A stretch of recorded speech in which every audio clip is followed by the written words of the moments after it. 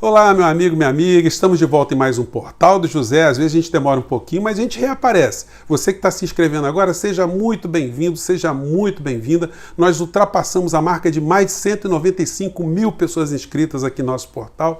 É uma marca espetacular, sobretudo porque nós não temos nenhum marketing, nenhum impulsionamento, nenhum salamaleque. São vocês aqui que têm feito o nosso portal crescer a cada dia, então muito obrigado. Não esqueçam de mandar os comentários de vocês e de darem o joinha, que é muito importante para alavancar ainda mais o nosso portal.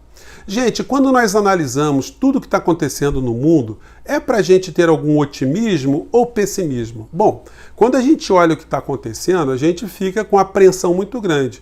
E quando examinamos o que está acontecendo no Brasil, a tendência das pessoas que têm alguma racionalidade é ficarem muito preocupadas. Mas eu quero trazer para vocês alguns elementos, algumas situações que estão acontecendo hoje, para a gente tentar interpretar de maneira diferente algumas situações, né?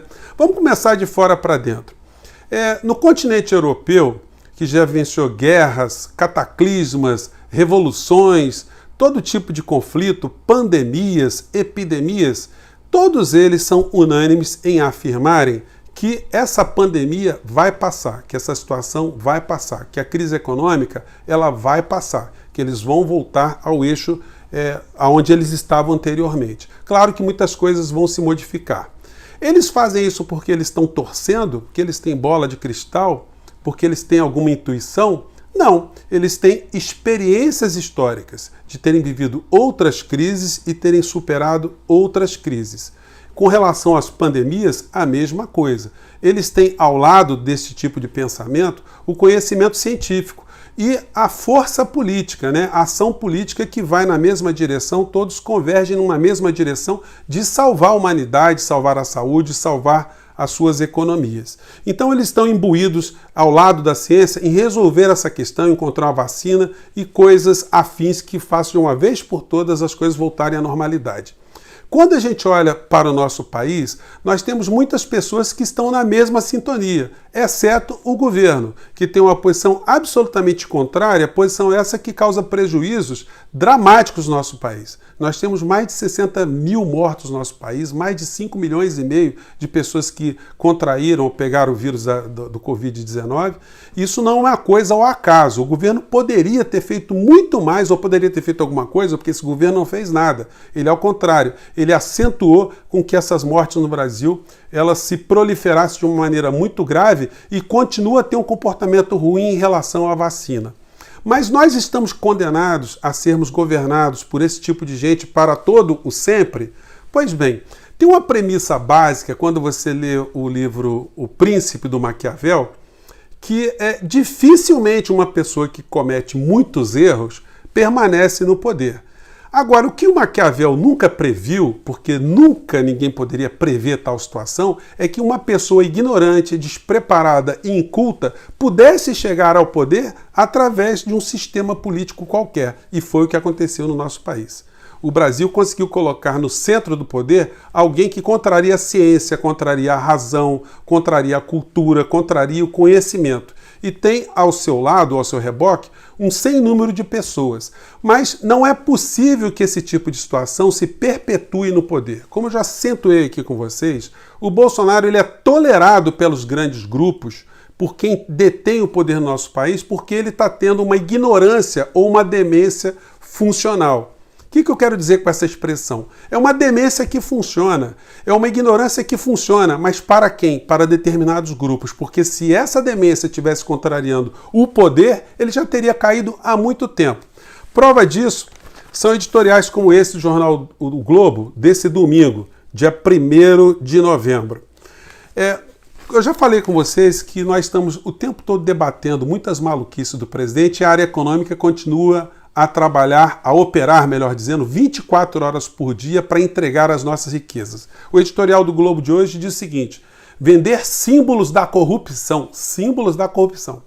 É o que resta para tirar a Petrobras do buraco. Então, para o jornal Globo, que é o representante dos grandes interesses transnacionais, a Petrobras é um símbolo de corrupção. A Petrobras, que é a empresa mais importante da história do nosso país, é a empresa que mais investe no país, a empresa que mais gera empregos no nosso país, é foco de corrupção, portanto tem que ser entregue de mão beijada aos interesses estrangeiros de preferência, né? Óbvio que se Bolsonaro estivesse criando algum obstáculo a esse tipo de pensamento ou esse tipo de ação econômica, ele já teria caído há muito tempo, porque ele já cometeu mais de 60 crimes de responsabilidade, tem mais de 60 pedidos de impeachment de Bolsonaro colocados lá no Congresso Nacional. Enfim, nós estamos com um país com mais de 14 milhões de desempregados, sem nenhum tipo de projeto na área econômica, na área de saneamento básico, na área de tecnologia, na área de ciência, em nada. Nós temos só pessoas querendo fazer negócios uns atrás dos outros, como é o caso da privatização do SUS. Vamos lembrar que Paulo Guedes, quando esteve no Chile, ele participou da privatização do sistema de saúde dos chilenos, até que ele ficasse absolutamente privado, deixasse o povo chileno sem saúde, o povo chileno cada vez mais em dificuldades, o que acarretou inclusive os movimentos de rua no Chile agora, que está causando uma nova constituição naquele país, né? Então nós aqui no nosso país, nós também estamos condenados a ficar num sistema, a tolerar esse tipo de gente no nosso poder, no poder aqui no nosso país. Gente, se vocês observarem o que aconteceu de 2018 para cá, a gente vai ter uma avaliação bastante otimista. Vamos relembrar o seguinte, quando o Bolsonaro se elegeu em 2018, ele veio numa onda gigante. Existia um grupo de pessoas, um grupo de políticos, de marinheiros de primeira viagem, gente nas redes sociais, gente das Forças Armadas, nos meios de comunicação, no sistema financeiro. Tinha muita gente vindo nessa onda. Hoje essa onda ela foi perdendo força, muita gente foi saindo, muita gente foi sumindo, muita gente foi se contrapondo, muitos grupos foram sendo contrariados e o presidente vai ficando cada vez mais isolado, cada vez mais em si mesmado dentro desse poder. Dentro das eleições que nós temos agora em 2020, o que nós teremos? A comprovação que essa onda está se esvaziando. O Bolsonaro, como ele foi incapaz, inclusive, de montar um partido político, os eleitores que votaram nele em 2018 não sabem quem votar agora. Então ele vai para as redes e diz para as pessoas votarem em apenas candidatos que sejam anticomunistas, candidatos que defendam Deus, como se Deus precisasse de alguém para fazer defesa dele, né? Do Todo-Poderoso, e candidatos que defendam a família tradicional. Aí quando você olha para o Bolsonaro e vê que é um homem que casou várias vezes, constituiu várias famílias, tem negócios econômicos com as suas ex-mulheres, negócios políticos, e esse homem fala na defesa de família tradicional, que família tradicional é essa, né? Ele é quase um Mr. Catra, né? Aquele músico, né, que tinha várias mulheres que viviam na mesma casa. Ele é quase uma espécie de Mr. Catra pseudo-evangélico, falando da moral, falando no modelo de família.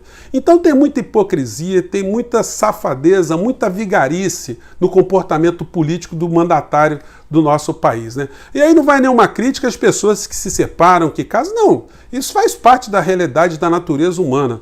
O que é vigarice é alguém fazer proselitismo da monogamia, da família original ou da família perfeita, sendo uma pessoa que nunca respeitou a tal família que ele agora se arvora em ser garoto propaganda.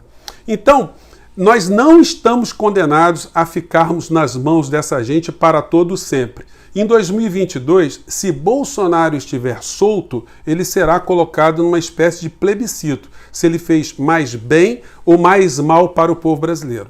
Em algumas capitais, onde os governantes tiveram um comportamento de abraçarem a ciência, de se contraporem a Bolsonaro, como o exemplo do prefeito lá de Belo Horizonte, o Calil, ele está sendo muito bem avaliado pela municipalidade, pelos seus conterrâneos, pelas pessoas da cidade.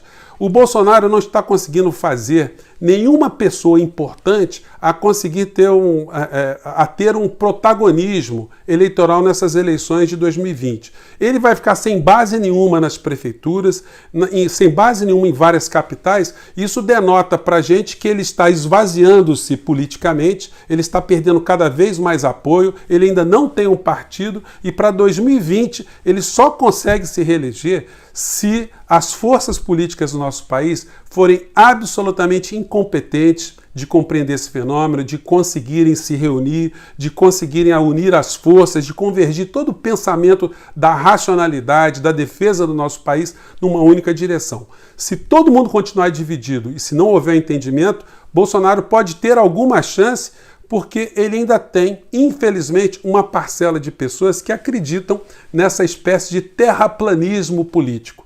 Mas os dias de Bolsonaro na política estão muito turbulentos daqui para frente, sobretudo se lá nos Estados Unidos Trump não conseguir se reeleger. Esse será também mais um fator de desestímulo, de esvaziamento dessa horda bolsonarista, essa onda que era uma onda muito grande, mas se você olhar com lupa hoje, você vai ver que já virou uma marola e vai virar cada vez mais uma marolinha menor ainda.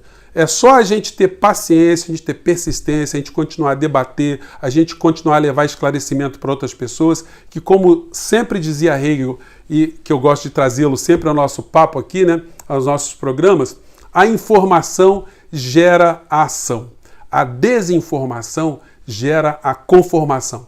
Então, quanto mais a gente levar informações, essas informações atingirem a racionalidade dos brasileiros, das pessoas que a gente conversa todos os dias, mais enfraquecido ficará o processo da ignorância, a manutenção da ignorância, a ignorância empoderada e a entrega do nosso país. Gente, espero ter jogado umas reflexões rápidas para vocês hoje. Até amanhã, um grande abraço, muito obrigado pelo carinho, pelas mensagens que vocês mandaram para cá, tá bom? Um abração, tchau.